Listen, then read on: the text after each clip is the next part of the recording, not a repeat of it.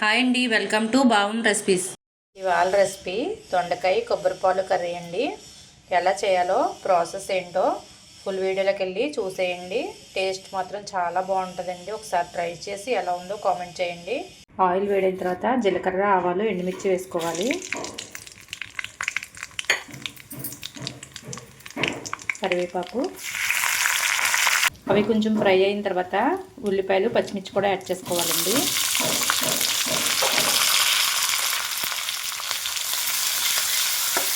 Onions ఇలా పచ్చిగా ఉన్నప్పుడే ముందే కట్ చేసి పెట్టుకున్న దొండకాయలను వేసుకోవాలండి. చక్రాల్లా కట్ చేసుకోవాలి దొండకాయలని.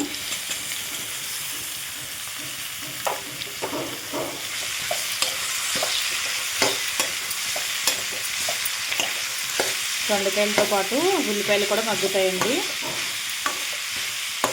మూత పెట్టుకుని మంట సిమ్లో పెట్టుకుని మగ్గించుకోవాలండి. మధ్య మధ్యలో కలుపుతూ ఉండాలండి.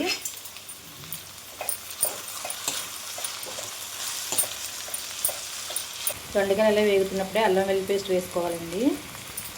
అల్లం వెల్లుల్లి పేస్ట్ పచ్చివాసన పోయే వరకు వేయించుకోవాలి. అల్లం వెల్లుల్లి పేస్ట్ పచ్చివాసన పోయిన తర్వాత కొంచెం పసుపు వేసుకోవాలండి. తర్వాత రుచికి సరిపడా సాల్ట్ వేసుకోవాలండి. అలాగే కారం కూడా వేసుకోవాలి. ఇప్పుడు ఒకసారి కలుపుకోవాలి. గరం మసాలా కూడా యాడ్ చేసుకోవాలండి. ఒకసారి కలుపుకొని ఒక 5 నిమిషాలు సిమ్లో పెట్టుకొని మగ్గించుకోవాలి మసాలాలని పట్టే వరకు. ఇలా 5 నిమిషాలు మగ్గించుకున్న తర్వాత కొబ్బరి పాలు యాడ్ చేసుకోవాలండి. మీడియం సైజ్ కొబ్బరికాయని తీసుకుని చిన్న చిన్న ముక్కలుగా కట్ చేసుకుని మిక్సీ పట్టుకుని పాలు తీసుకోవాలి. ఇలా చిక్కటి పాలు వేసుకోవాలండి. నీళ్ళకి బదులుగా పాలు వేసుకోవాలి.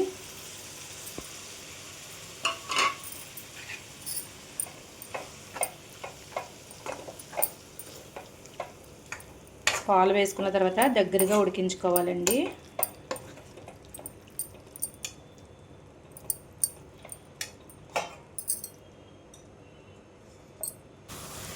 ఇలా దగ్గరగా ఉడికితే సరిపోద్దండి.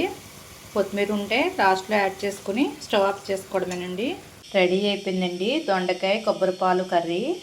మీరు కూడా ఈ ప్రాసెస్లో ఒకసారి ట్రై చేయండి. చాలా అంటే చాలా బాగుంటుంది. చాలా టేస్టీగా కూడా ఉంటుంది. ఈ వీడియో కనుక నచ్చితే లైక్ చేయండి, షేర్ చేయండి. మరిన్ని రెసిపీస్ కోసం సబ్స్క్రైబ్ చేయండి.